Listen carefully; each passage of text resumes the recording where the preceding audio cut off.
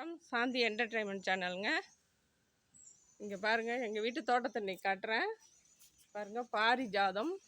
இதை பாருங்கள், பூ மொட்டு வச்சுருக்கு. 2-3 பூ போத்துதுங்க. இப்போ இன்றைக்கி ஒரு மொட்டு வச்சுருக்கு. என்ன அழகாக இருக்குது பாருங்கள். வெள்ளை வெள்ளேன்னு பூ அழகாக இருக்குது. வாசனை சூப்பராக இருக்குங்க. செம்பருத்தி பூ சைஸுக்கு நல்லா பெருசாக பூக்கும். அடுத்தது கனகாம்பர செடிங்க. கனகாம்பர செடி இப்போ சீசன் கொஞ்சம் கம்மியாக இருக்குது. நிறைய பூத்துது. 1-2 தாங்க பூத்துருக்கு கனகாம்பர செடி. அடுத்தது வாழை மரம். வாழை மரம் பாருங்கள், வாழை மரம் நிறையா இருக்குது. 2-3 தார் போட்டு அதோடு நின்று போச்சு.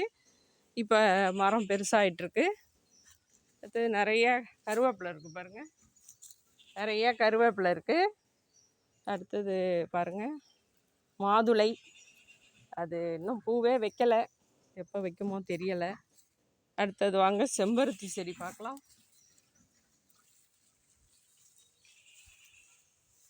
பாருங்க, செம்பருத்தி பூ.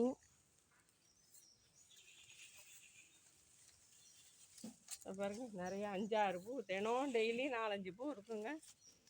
செம்பருத்தி பூ. அதோ ஒரு பூ இருக்குது பாருங்க, 5 பூ பூத்துருக்கு. டெய்லி சாமிக்கு வச்சுருவேன். அதோட துளசி எல்லாம் இருக்குது பாருங்க, துளசி நிறையா இருக்குது. பாருங்க, பெருமாள் கோயில் எங்கள் வீட்டு பக்கத்துலேயே இருக்குது. பெருமாளுக்கு சனிக்கிழமை துளசி மாலை கட்டி போட்டுருவாங்க. அடுத்தது பாருங்கள், அடுத்தது கொய்யாங்க. எல்லாம் செடி வாங்கி வச்சது தான், சின்னதாக தான் இருக்குது. இன்னும் ஒரு 2-3 வருஷம் ஆகும்.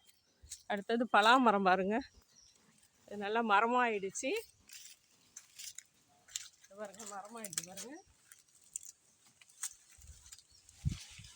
இன்னும் ஒரு 2 வருஷம் ஆச்சுன்னா காய்ப்பு வந்துடுங்க.